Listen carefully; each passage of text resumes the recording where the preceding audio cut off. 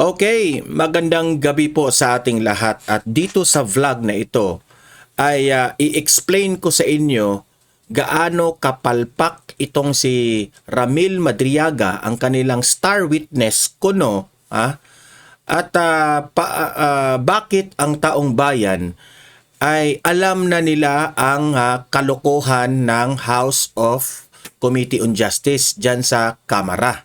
Okay? Dito sa vlog na ito, i-explain natin yan lahat.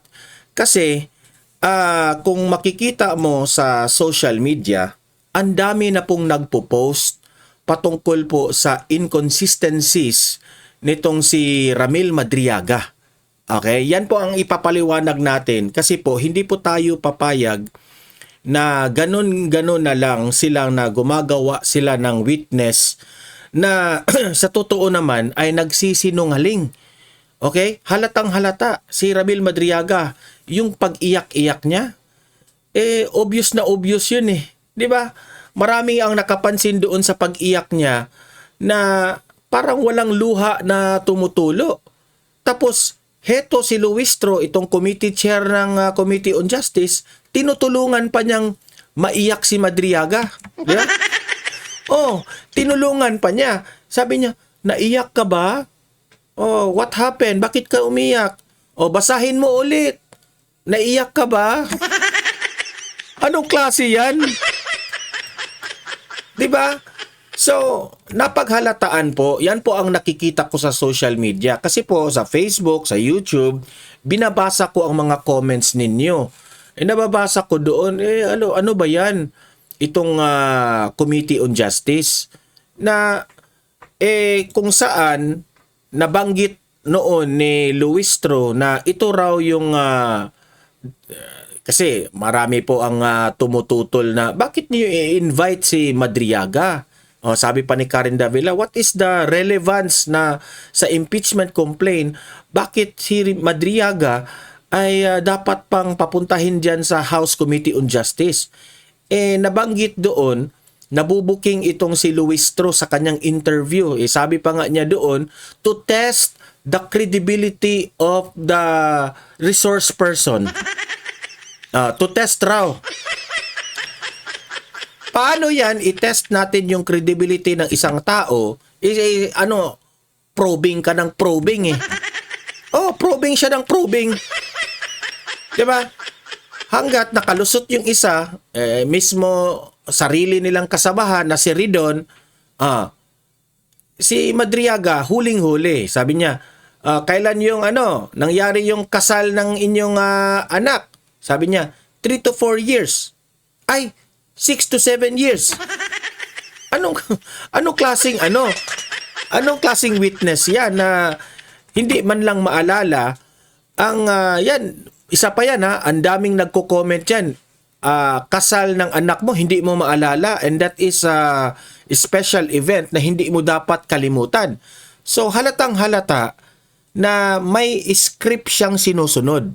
Okay? May script siyang sinusunod kasi may kumakalat rin na picture na si Madriaga bago nag-hearing sa backstage, no? Nagbabasa na siya ng script. Hindi ko lang mapakita yung picture dito, nagbabasa. Nagbabasa siya ng script doon, no? Ganun, no? Nakabasa. Ang daming script. So, yung affidavit niya, scripted yun. Yun ang ating paliwanag doon. So, ewan ko na lang kung may confidence pa ang Kamara para iharap ang kanilang sarili dito sa issue na ito.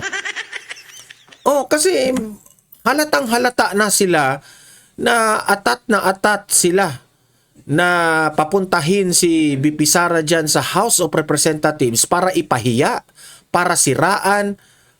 Kasi dalawa lang yan eh. Kung magtatagumpay sila sa kanilang impeachment, well and good, di ba? Kasi hindi na makatakbo si BP Sara kung ma-impeach. Ngayon, itong pangalawa, kung hindi magtatagumpay sa impeachment sila, at least naman napapunta nila at nasiraan nila si BP Sara. At least, 'di ba? Paghahanda ito sa upcoming election na at least kung makatakbo si BP Sara ay nasiraan na namin. Ang mga bobong loyalista at itong mga dilawan, grabe, ang tanga, ang bobo talaga. Alam niyo ba kung bakit bobo sila? Ganito lang sila kabobo. Sabi nila, bakit kung hindi guilty si VP Sara, bakit hindi na lang siya pumunta doon sa hearing? What an argument is that? What an argument. Si VP Sara nga, hindi compulsory na dapat siyang pumunta doon. Did you understand that? Pwede naman, i-impeach nyo dyan si VP Sara dyan sa Kamara, magbotohan kayo para the impeachment proceedings will continue to the Senate at doon ang tunay na hearing. O bakit dapat papuntahin si VP Sara, ganun, ganyan? Ang bobo ninyo. Mag-research nga kayo. Yan ang hirap sa mga dilawat at mga loyalista. Nagpapanggap na mga bright. O tingnan nyo yung naghahamon ng debate kay VP Sara. Itong si Lovely na vlogger, yung parang kasag yung mukha. Tapos itong si Falsis. O sa pangalan pa lang, Falsis. Di ba? Ito mga taong to na maghahamon ng debate sa Vice Presidente, isang pasikat rin. Pasikat rin. So heto ang kumakalat. Like muna and share para kakalat ito. At subscribe sa mga hindi pa nakasubscribe sa akin. Heto lang naman. Kumalat ito sa social media. Isa ito sa patunay na itong si Madriaga na ito sinungaling. Okay? Kasi itong si Madriaga, no? Nagmamayabang siya, no? Nagmamayabang siya na binigyan raw niya ng painting itong si VP Sara. Ang painting na yan ay ginawa raw ng kanyang scholar na estudyante. Okay? Ginawa ng kanyang scholar na estudyante. Itong si Ramil Madriaga. Ayan, kung yung makikita mo, Madriaga is holding a painting. Ito ito muna yung ipapakita ko. Ito. Yan. Ito raw yung painting. Hawak-hawak niya. Ito yung binigay raw niya kay VP Sara. Hawak niya ang beat. Hawak niya ang... yan ang Tandaan nyo masyado. Tingnan nyo masyado yung painting. Yung dito. At saka yung buhok. Tingnan nyo mabuti. Tapos, ang nagpainting nito, itong babae na ito. Ayan. I-erase natin ito para klaro. Yan. Yan raw ang scholar ni Madriaga. Holding the painting. Yan raw ang nag-paint. Okay? Ngayon, eto yung lumabas. Na-booking kasi itong painting na ito ito raw ang magpapatunay na malapit na kaibigan o malapit na trabahante itong si Madriaga kay VP Sara. Ito yung claim nila booking sila dito. Ito yung lumabas. Tingnan ninyo ito yung lumabas. Ito yung painting. Ito yung painting. Yan. Tingnan nyo. Tingnan nyo yung painting, gaano kaiba. Diba? Tingnan nyo yung dito. Tingnan nyo. I-compare natin, ikukumpara natin kung siya ba talaga ang nagbigay. Ayan, tingnan nyo. Tingnan nyo yung dito. Yan ba ang painting? Halata na pinaint nila, gumagawa sila ng ebidensya, nabubuking Okay? Halata, tingnan nyo yung buhok. It's very different. Tingnan nyo. Tapos, nagmamayabang sila na binigyan. Malapit sila ni VP Sara. Binigyan ko nga ng painting si VP Sara tapos sinabit pa ni VP Sara sa kanyang office. Ngayon, mas lalo pa silang na-booking noong ang nagmamay-ari ng painting nagpalabas ng post sa social media. Anong sabi ng may pangalan to Nakalimutan ko lang yung pangalan ng Sabi niya dito, I gifted this painting to VP Sara when she was a mayor of Davao City in 2021. Anything stated otherwise is false. I am not a scholar. Ito yun ha. Ito yun. Sabi pa dito binalita ito ng DZRH. Ayan. Sabi ng DZRH, I am from Davao. Ito yung statement yung tunay na nagpaint talaga ng art. Pinabulaanan ni Tanya Gaisano Lee. Yan ang pangalan sa tunay na nagpaint ng art, okay? Tanya Gaisano Lee, ang artist sa likod ng painting na tinutukoy ni Ramil Madriaga sa pagdinig ng House Committee on Justice kaugnay ng impeachment niya. Yan ha. Nag-post siya. So booking si Madriaga. Dito pa lang booking na sila na si Madriaga ay scripted. Kaya kayong mga taga House of Representatives, di ba kayo nahihiya dito? Di ba? Sa Instagram story po ito, sinabi ni Lee, regalo niya ang painting sa Vice Presidente noong termino nito bilang mayor sa Davao noong 2021. Di ba? Ayan lakihan pa natin, lakihan natin, Yan. Nag-post pa si BP Sara ng painting na yan, Nag-post pa siya. Okay? Hindi po yan, hindi yan kay Ramil Madriaga. Okay? Linawin natin yan. Si Ramil Madriaga ay sinungaling. Ang init ng kape, guys. So, booking na sila dito. Okay? Booking na sila doon. So, malinaw na si Madriaga ay isang bulok na witness. Okay? Bulok na witness si Madriaga. Bulok. Ngayon lang, nagulat raw si PBBM. Si Bongbong Marcos, nagulat raw siya. Si Bongbong Marcos, ikinagulat daw ang mga naging pahayag ni Ramil Madriaga. Ibig sabihin, yung presidente na ninyo, naniniwala din kay Madriaga. Tang-inang yan. Talagang pinatunayan ni BBM dito na weak at bangag talaga. Imagine, si Bongbong Marcos raw, nagulat raw siya sa mga pahayag ni Ramil Madriaga. Ano ba ang klaseng presidente itong si BBM? BBM, ang daming mga dyaryo dyan, ang daming Facebook, hindi ka ba marunong mag-research? Basahin mo naman gaano kasinungaling itong si Madriaga. Heto panoorin nyo itong balita na ito. Tungkol pa rin sa mga pahayag ni Ramil Madriaga, binweltahan ng Malacanang ang mga sinabi niya na voluntaryo raw sanang bababa sa pwesto si Pangulong Marcos noong 2025. Yan daw kasi ang sinabi kay Madriaga noon ni dating Pangulong Rodrigo Duterte. Para sa Detalye Live, mula sa Malacanang may Express Report, si Maricel Halili. Maricel, meron daw bang reaksyon mismo ang Pangulo tungkol dyan? Oo, Ruth. Actually, nagulat daw si Pangulong Bongbong Marcos ng... Nagulat?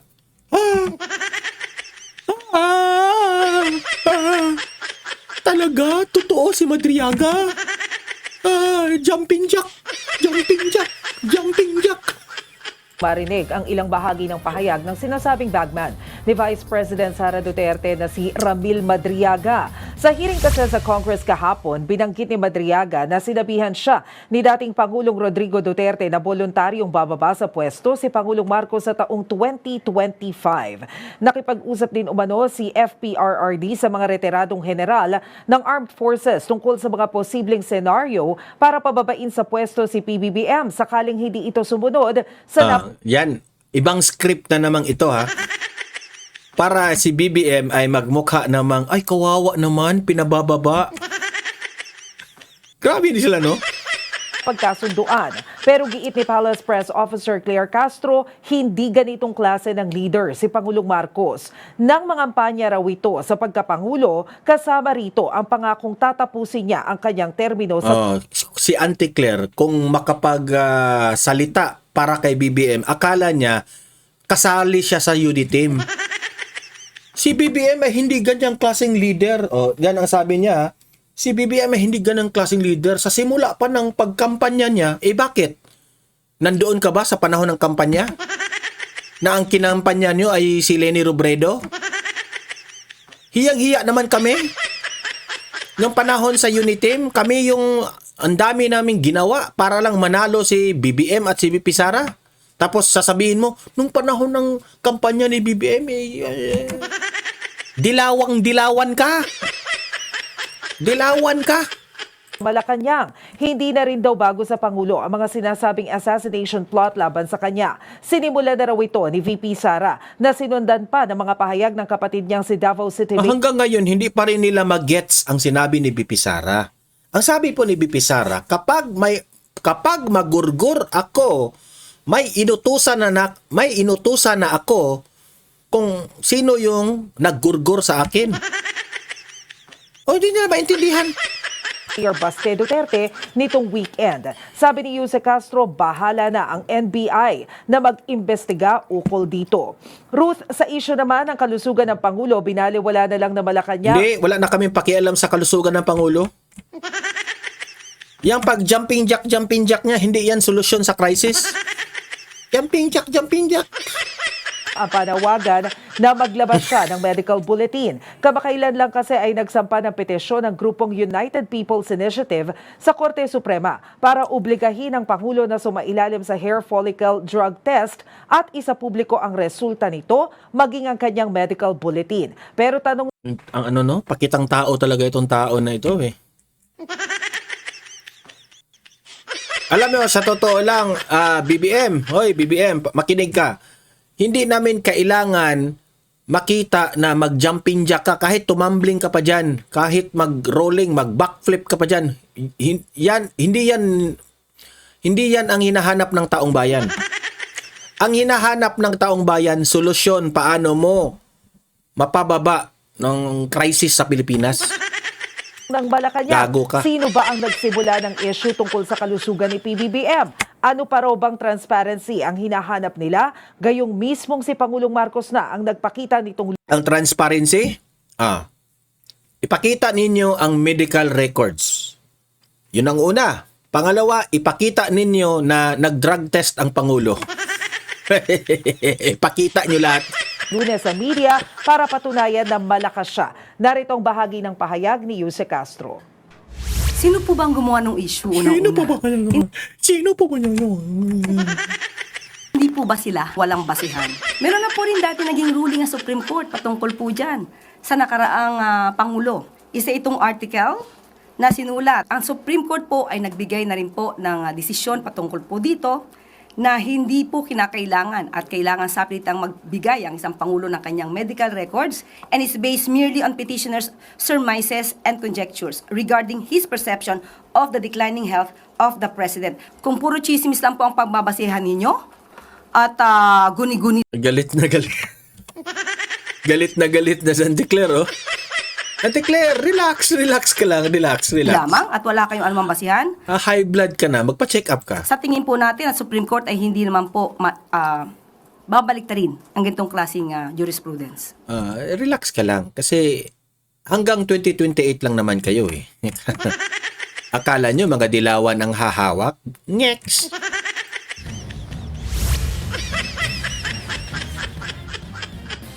Ruth, kanina rin ay inanunsyo ng Malacanang. So, alam nyo, ewan ko na lang pero ako, this is my own opinion alam ko, yung Ramil Madriaga na yan, ano yan? Scripted yan. Kasali ang administrasyon dyan. Analysis ko yan Hindi po ako nag-akusa, nag-allegation. That's my own analysis. My own opinion. Kasi, wala na po silang magagawa dyan Takot na takot ang administrasyon na maging presidente si VP Sara. Kasi alam nila ano ang magiging epekto kapag si VP Sara ang maging presidente. Alam na ninyo yan. Flood control pa lang, wala sa kalingkingan yung bintang ninyo kay VP Sara. Kapag si VP Sara ang maging presidente, hindi nyo pwedeng, totoo to hindi nyo pwedeng harangin o hindi nyo pwedeng pigilan kung sino ang gusto ng taong bayan. Di ba? Imagine, may gusto pa ba dito sa administrasyong ito? Wala na. Itong administrasyon na ito, itong Pilipinas na dating tahimik, magulo na ngayon. Paghawak ni BBM dito sa sa bayang Pilipinas, mas lalong gumulo ang Pilipinas sa mundo ng politika. Yan ang pinakauna. Kaya nga sabi yung iba ay na lang ako, yung mga kakilala ko, mag-abroad na lang kami, Don Mar. Doon na lang kami manirahan. Kung dito ka manirahan sa Pilipinas, hindi ka aasenso. Yan ang sabi ng iba, ha. Ako naman, sabi ko sa sarili ko, kahit magulo ang Pilipinas, kahit bangag yung leader natin, ako, pinili ko pa rin na dito sa Pilipinas. Kasi hindi naman kasalanan ng bansa natin eh. Kasalanan po ito sa mga leaders natin. Yan naman po aking opinion. Alam kong mahirap dito sa Pilipinas, pero kaya nga, sabi ko sa inyo, sabi ko lagi sa mga audience na we have to vote wisely. Our country is divided. Merong mga dilawan, merong mga loyalista, merong mga DDS. Divided talaga tayo. Walang sapat na unity. Walang pagkakaisa itong bansang ito. Away ng away sa politika. And who is to be blamed by that? The politicians. They are to be blamed. Dahil sa kanilang pamumulitika, pati mga supporters nag-away-away na. Di ba? So, ako naman, sabi ko, matino ba ang administrasyong Marcos? Hindi. Yun ang masasabi ko, hindi. Wala po, hindi na po, wala na pong next time sa kanila. Sapat na yung 6 years lang si BBM. O kung pwedeng mas earlier pa sana, pwede. Mantakin nyo, ha? Pati ang kanyang kapatid na si Senator Amy Marcos, hindi sang-ayon sa kanya. Kadugo na niya yan, ha? Kapatid pa niya. Hindi sang-ayon sa kanya. Ngayon, si Senator Amy, nagsalita na rin si Senator Amy. Nagsalita na si Senator Amy patungkol dito sa sinungaling na si Ramil Madriaga na walang ibang pinagbibintangan ang mga DDS. Itong si Ramil Madriaga is ito po'y ginawa ng administrasyon. Di ba? Bakit nasabi ng mga taong bayan na ginawa ito ng administrasyon itong si Ramil Madriaga? Kasi very obvious doon sa House of Representatives na kinampihan nila si Ramil Madriaga. Di ba? Tingnan ninyo. Pakinggan natin si Senator Amy, mismong kapatid ng Pangulo. Gusto ko lang itweed itong mga kabuktutan na mga ito at sasabihin ko lang na pawang kasinungalingan ang pinagbibitaw ng Madriagang yan. Tama yan, Amy. Tawagan mo si Bonget. Sabihin mo, Bonget, yung asawa mo, Bonget, sabihin mo sa kanya, Bonget, yung asawa mo, sabihin mo sa kanya, magpa-check up na siya sa kanyang mata. Kasi baka basa ng basa yung mata ni, tingnan yung mata ni First Lady, parang lumalaki na ba? Pa-check up na baka may concern lang po tayo. Kung meron mang itinuro ang kasaysayan sa isang Marcos katulad ko, yun ay maging tapat sa bayan at sa iyong prinsipyo. Senator Amy, wag mo nang ipagmayabang yung Marcos. Kasi yung father mo at yung kapatid mo, sirang-sira na yung apelyido nyo. Wag na. Alam mo, Senator Amy, okay na yun na kinampihan mo si BP Sara. Okay na yun, ha? Pero kung magmamayabang ka pa sa brand ng Marcos, wag na. wag na. Yung taong bayan, nauumay na po sa word na Marcos. Alam mo, Senator Amy, no? Kung pwede pa lang, no? Magkano ba ang bayad na magpa-change ng apelyido? Magpa-change ka na lang ng Senator Amy Duterte. Joke lang yan. Hindi nila kayang sirain si Inday eh. Correct. Dahil hindi Yan, palakpakan yan kay Senator Amy. Senator Amy, salamat sa pagsuporta mo sa inyong best friend. siya gumawa ng ikasisira ng kanyang pangalan. Ah. Kaya gagamit sila ng taong wasak na ang pagkatao. Correct. Kasi, may point si Senator Amy, pareha kami ng analysis. Gagamitin nila si Madriaga kasi walang mawawala kay Madriaga. Kung sinungaling man o hindi sinungaling si Madriaga, sinungaling man o nagsasabi ng totoo si Madriaga, walang mawawala kay Madriaga. Walang mawawala. Kasi kagaya nito ngayon na nahuli si Madriaga na nagsisinungaling sa painting pa lang, di ba? Sa mga inconsistencies ng mga sinasabi niya, nahuli si Madriaga. May nawawala ba kay Madriaga? Wala. Kasi tama nga si Senator Amy, wasak na. Wasak na ang pagkatao ni Ramil Madriaga. Dati nang wasak. Winasak pa ngayon. Paano mo wawasakin ng isang tao na wasak na? Para subukan, wasakin din ang vice-presidente. Si wasak, mangwawasak ng hindi wasak. Kasi si VP Sara, syempre, malakas yung rating ni VP Sara. Ang taas-taas ng rating. Heto si Madriaga, lumapit, siniraan. Si wasak, winawasak yung hindi wasak. Oo, inaamin ko. Ginamit ako at naging kasangkapan ng isang gobyernong taliwas ang pamumuno sa uri ng serbisyong bayang iminulat sa akin ng aking ama. Ito ang gobyernong nangako na pagpapatuloy ng nasimula ni PRRD, ni Presidente Rodrigo Roa Duterte. Isa pa yan eh. Yan ang hindi maisip at parang insensitive itong si BBM. Baka nakalimutan mo, BBM, na si former President Rodrigo Roa Duterte ang nagtapos sa issue na ang tatay mong si Marcos Sr. Na hindi gusto ang taong bayan na mapakulong yan sa sa yung libingan ng mga bayani. Mga dilawan, ayaw. Malibing yan si Marcos Sr.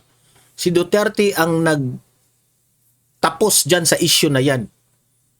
Sabi ni former President Rodrigo Roa Duterte, may karapatan na ilibing sa libingan ng mga bayani si Marcos Sr. kasi siya po ay isang sundalo. At yan po ay fina-follow lamang natin kung ano ang nakasaad sa ating konstitusyon at sa batas ng Pilipinas. Kaya, yan ang sabi ni Tatay Digong. He just implemented the rules and the law of the Philippines. Kaya nalibing yan. Kahit itong mga dilawan na ito, mga traidor, hindi mo ba libos na isip yan, BBM? Ngunit naging simula ng pagbagsak ng ating bansa. Kahit kailan, hindi ko kinonsente at wala akong balak konsintihin ang kapatid ko. At kahit kailan, hindi rin naman ako tatahimik. Hindi ko hahayaang harap-harapan magsinungaling ang isang tao para matupad ang ambisyon ng iilan at tuluyang mailibing ang ating bayan. Sa korupsyon, sa kasakiman, sa walang saysay na pamumulitika, kahit ngayon sa harap ng malupit na krisis. Bongbong, Pangulong Marcos, alam mo ang katotohanan. Kapatid na mismo ang nagsabi ha. Hoy BBM, kinol out ka na ng kapatid mo. Kinol out ka na, makinig ka. Huwag kang makinig sa palaka na nasa gilid mo. Andun ka. Magkasama tayo. Ah. Kung hindi mo ito ipinag-uutos, walang dahilan para hindi mo itama ang kasinungalingan na ito. Huwag mong konsintihin ang mga politikong ginagamit ang sinungaling na si Madriaga. Makinig ka, BBM, ha? Mismo ang kapatid mo ang nagsabi na itong si Madriaga na ito, huwag mong hayaan na gamitin yan ng House of Representatives, ng Committee on Justice. Anong purpose nyo dyan? Political gain? Para lang ma-impeach si VP Sara? Kapatid na mismo ang nagsabi sa iyo, ha? Hindi ka ba nahiya dyan? Mismo kadugo mo against sa iyo. Yan ang nakakahiya. Heto pa, kasi yung vlog na ito, ang purpose ng vlog na ito, i-emphasize natin gaano kasinungaling itong si Ramil Madriaga. I cannot blame Ramil Madriaga kasi inuutusan lang ito. Marami ang nagdududa, ha, hindi lang tayo, taong bayan nagdududa na itong si Ramil Madriaga, binabayaran raw, di umano, pinipilit, di umano, kasi may kaso ito eh. Baka siguro kung ano ang kapalit nito, hindi natin alam, di ba? Hindi natin alam. Kasi mabibigat na aligasyon ni Ramil Madriaga kay FPRRD na nasa Hague ngayon, nakakulong. Tinawag na katang isip. Okay? Ang aligasyon ni Ramil Madriaga patungkol po dito na binigyan raw siya ni Duterte ng 25 million. Ha? Si Duterte, Tatay Digong, yung tatay natin, binigyan raw niya ng 25 million si Ramil Madriaga para bumili ng mga motor. Sa tingin ba ninyo maniniwala ang taong bayan? Hindi yan ugali ni Duterte na mamigay ng pera ng ganun kalaking halaga. Hindi nga siguro nakabigay ito ng 25 million sa kanyang mga asawa at sa kanyang mga anak. Si Ramil Madriaga pa kaya? Saang... Anong logic yan? Nakakauma. Anong logic yan? Bakit siya bibigyan? Anong nakay Madriaga para bigyan niya ng perang ng ganyang kahalaga? Diba? Tapos, bibili siya meron siyang mga NMAX na mga motor, Ducati na mga motor, para personal na gagamitin ni Ramil Madriaga. Ganyan ba ka-importante si Madriaga para bigyan ng 25 million ni Tatay Digong? Parang sablay. Wala na ba kayong ibang script? Sabi ko nga sa inyo, kunin nyo si Coco Martin eh. Para mas gumaganda-ganda naman yung script ninyo. At least si Coco Martin, professional yung script niya. Siguro mahal si Coco Martin, hindi nila afford. Yung script nyo naman, sino bang gumagawa ng script ninyo? Diba? Heto yung balita, pakinggan ninyo. Hindi lang mga aligasyon laban kay Vice President Sara Duterte ang laman ng salaysay ni Ramil Madriaga. Sa binasa nitong supplemental affidavit sa impeachment proceedings ng Kamara, dawit rin ang ama nito na si dating Pangulong Rodrigo Duterte. Imagine that one, ha? Sa isang tao, ang daming dinamay lahat ng mga Duterte. Dinamay lahat ng mga Duterte. Baka sa susunod na buwan, pati si Kitty Duterte, si Baste, si Paulo, dadamay na. Kasi may ano ito, parang ito si Ramil Madriaga, parang Netflix po ito. Series po ito. Ay, mag-ano kayo ha, mag-subscribe kayo kay Ramil Madriaga, parang Netflix yan. Sa susunod na buwan, may bago na namang palabas yan si Ramil Madriaga. Ayon kay Madriaga, binalak umano ni former President Duterte na patalsikin sa pwesto si Pangulong Ferdinand Marcos Jr. kung hindi magbibigay daan kay VP Sara noong 2025. In the event that BBM will not voluntarily step down or hand over the presidency to Sara, extraordinary measures of overthrowing BBM will be considered, which include assassination, mass resignation of government officials, civil disobedience, and even an armed assault of Malacanang. Halatang halata na wala sa puso yung mga pinagsasabi niya. Nagbabasa siya ng script. Kung ikukumpara mo sa ibang resource person dyan, for example, itong si Attorney Poa hindi nagbabasa ng script.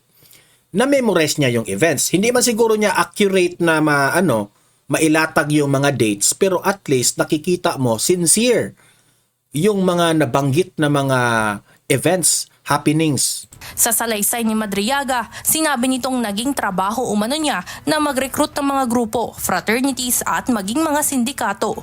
Bagay na mariin namang pinabulaanan ng former Presidential Legal Counsel ni FPRRD na si Attorney Salvador Panelo. Sa mensaheng ibinahagi nito sa UNTV News and Rescue, sinabi niyang kathang isip lamang ang mga kwento ni Madriaga. Tama naman kathang isip. Kung hindi man kathang isip, kathang scripted.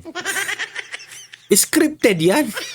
Ayon sa abogado, hindi na nakakapagtaka ang ganitong mga bintang, lalo na at maituturing umanong polluted source si Madriaga. Dagdag pa ni Panelo, malinaw na demolition job ito laban sa mag-ama upang tanggalin sa posisyon si VP Sara at harangin ang planong pagtakbo nito ng pagkapangulo sa 2028 elections. Correct. Habang ang aksyon rin umano ay upang sirain ang reputasyon ni former President Duterte.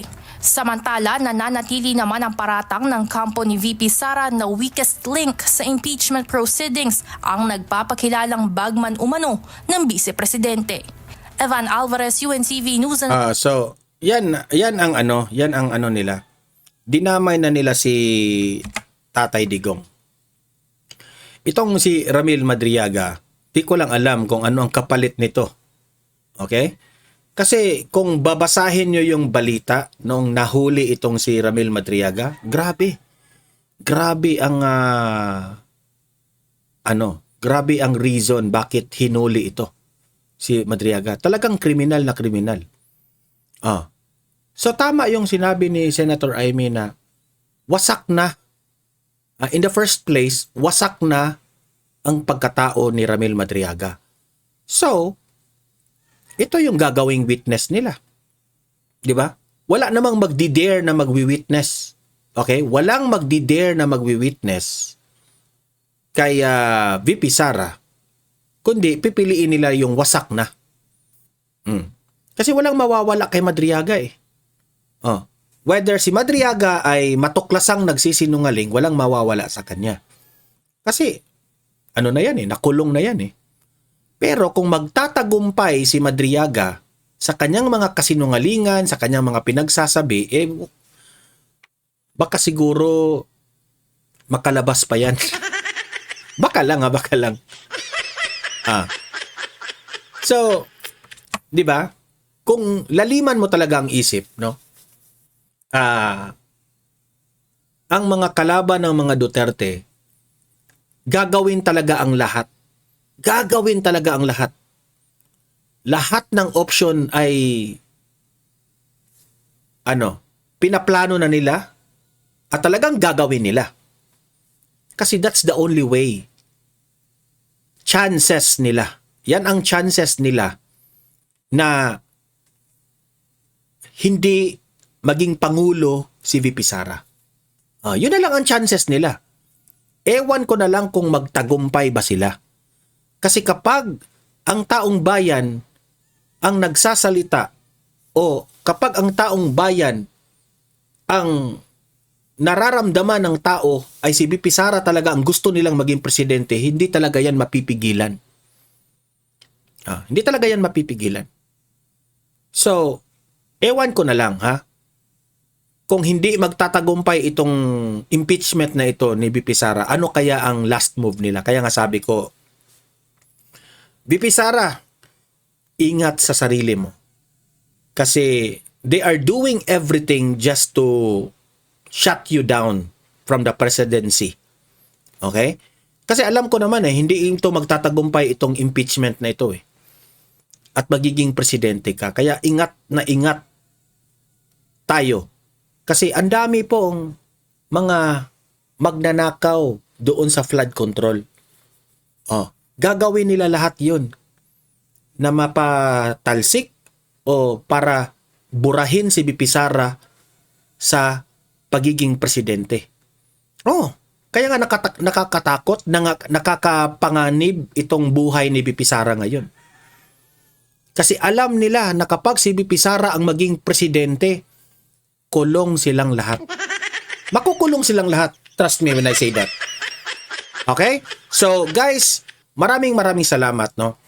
Sa mga audience ko dito sa Donmar TV. Laking bagay po, laking tulong po na kayo po'y laging nanonood dito, no? Sa ating programa at kayo po'y naniniwala sa aking mga analysis, sa aking opinion, no? Ako po'y nagpapasalamat na hanggang ngayon ay hindi nyo ako iniwan. Okay? Hindi nyo po ako iniwan. Hindi kagaya ng mga girlfriend at boyfriend ninyo, iniwan na kayo. Okay? So, ayan, tulungan niyo po na lang po natin si VP Sara, no? By liking and sharing this video para kakalat ito sa taong bayan, para alam ng taong bayan na ganito na po kasinungaling itong mga kalaban ng mga Duterte. Okay? Like and share.